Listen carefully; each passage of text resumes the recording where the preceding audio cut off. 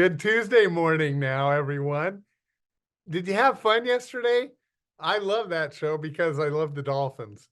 What we're doing for the next couple weeks is reliving a trip that Diane and I took up the California coast into Washington and back down. And we haven't been traveling much lately, and I missed it. I've had a lot of you ask, when are we going to travel again?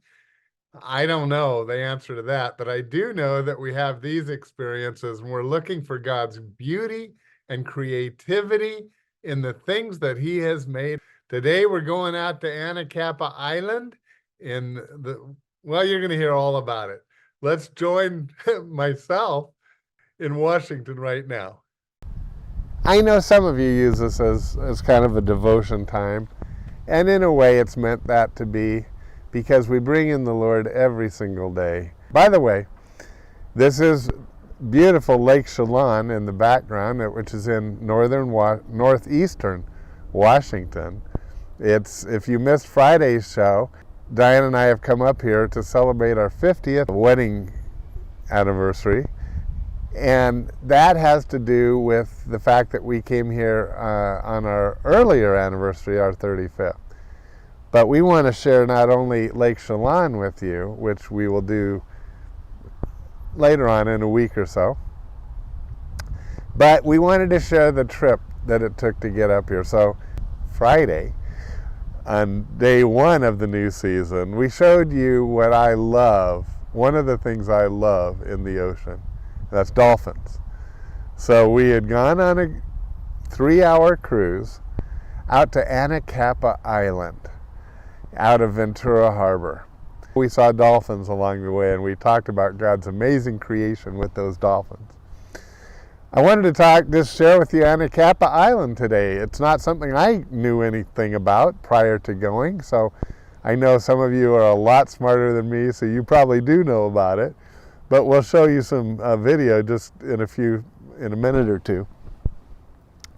Anacapa Island is part of the least visited national park in America. You know what that is? It's called Channel Islands National Park. Channel Islands National Park. The only way you can get to it is on boats that are run by a tour company, which we did, or by private vessel.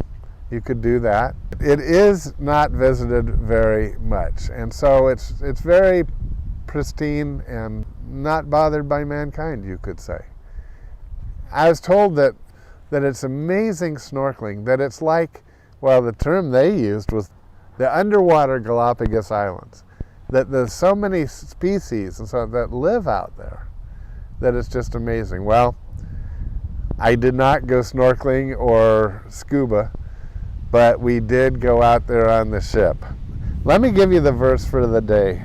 It was talking about Paul, and Paul was being taken to Rome, and the way that they did that was by sailing vessel. It sounds like not much of a verse, but it says, verse 1, once safely on shore, we found out that the island was called Malta. Now, I've been to Malta. I don't know where he was shipwrecked. Maybe you've been to Malta.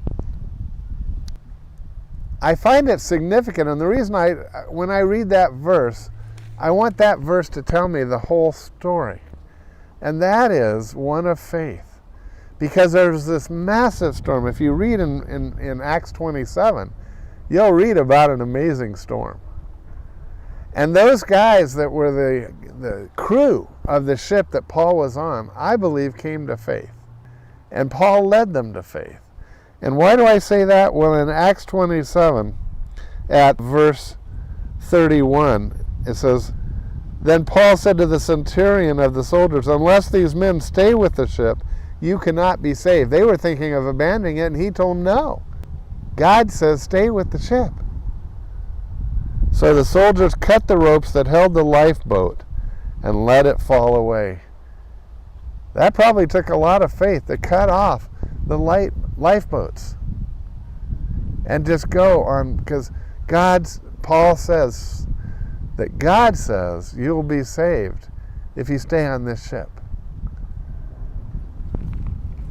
We need to listen to what God says in order to be saved. And he says that his son Jesus is the only way to be saved. Cut everything else away.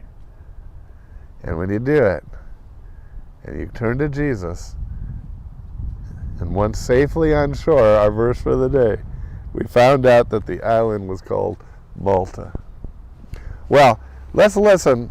I'm going to show you some video that we shot of Anacapa Island. Let's listen to the narrator for a few minutes. East end of Anacapa.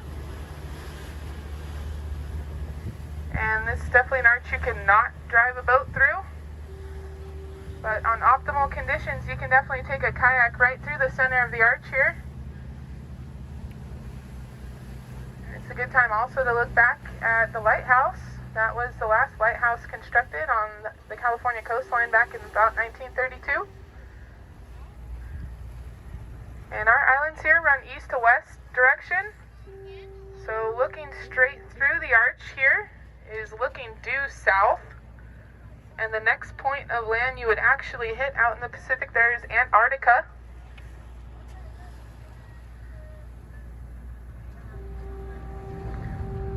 And a lot of this brown vegetation that you see floating around the arch here is our giant kelp.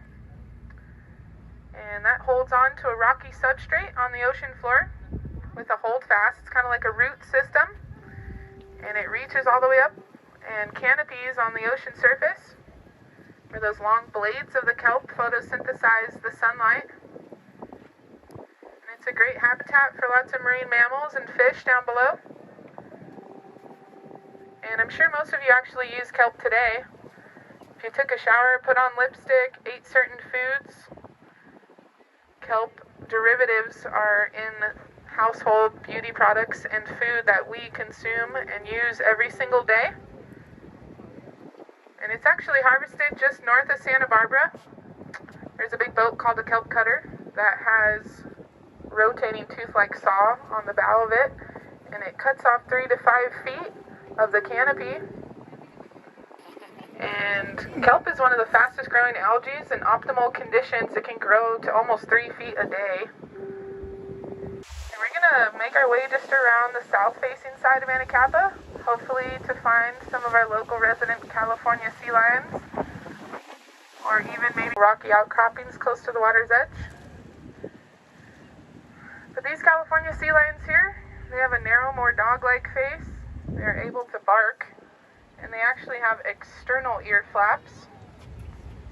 And they actually are equipped with rotating hip sockets that allow them to climb or pretty much walk pretty high on some of these little cliff edges on the back of Anacapa here.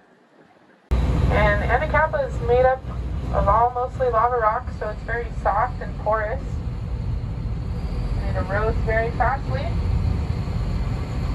So a lot of this northwest wind and swell that we have here cuts and carves that soft porous rock into some beautiful arches. And this little beach is a very important place. This is called Frenchie's Cove. And it is named after a Frenchman named Raymond Ledru, who came out here and stayed for over 30 years on this beach here. He lost his wife in the Spanish flu pandemic, and he decided that he wanted to come out here and live a life of solitude. So he did. I thought it was really interesting what they had to say about the island. And there are about 2 miles of hiking trails. There's a spot for about 10 people to camp any given night, so you can go out there. But that's part of our national park system, Anacapa Island. I hope we learned a little bit about Paul, how he survived the storm and they ended up on Malta. I know there's storms in your life too.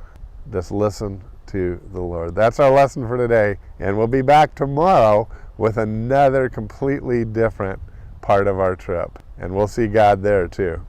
See you tomorrow. God bless.